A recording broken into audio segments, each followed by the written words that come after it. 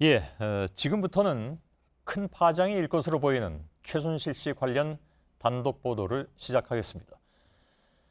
박근혜 대통령에 대한 검찰 조사가 내일 모레 있을 것으로 보이는데요. 청와대는 검찰 수사에 적극적으로 협조하겠다는 입장을 강조하고 있죠.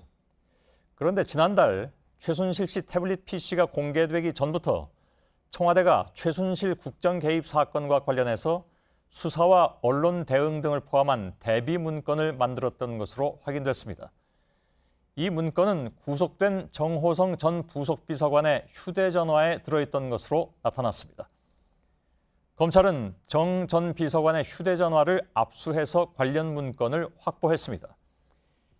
이 문건은 청와대가 조직적으로 이번 사건에 대응하기 위해 마련한 일종의 시나리오로 보여집니다. JTBC의 최순실 태블릿 PC 보도가 나오기 일주일 전에 이미 이 문건은 작성된 것으로 나타났습니다. 그런데 이 내용에는 증거 인멸 등과 관련한 내용까지 포함되어 있습니다. 이 부분은 매우 중요해 보입니다.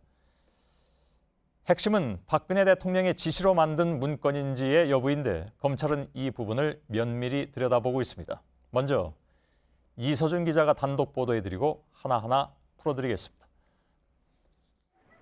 검찰은 최근 미르 K스포츠 재단과 비선 실세에 대한 검토 의견 그리고 법적 검토라는 제목의 문서 2개를 발견했습니다. 지난달 29일 정호성 전 부속 비서관의 자택 압수수색 당시 확보한 정 전 비서관의 휴대전화에 들어 있었습니다.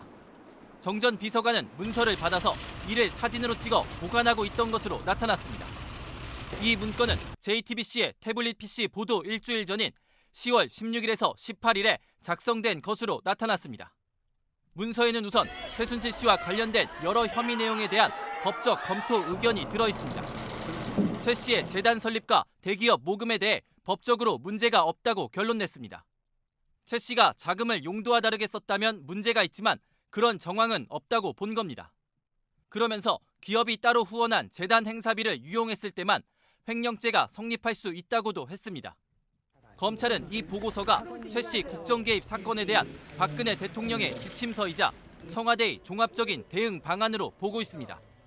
또 문서의 형식과 표현 등으로 밀어 박 대통령의 지시에 따라 만들어졌을 가능성이 크다고 보고 문서 작성의 경위와 작성자 등을 수사 중입니다. JTBC 이서준입니다.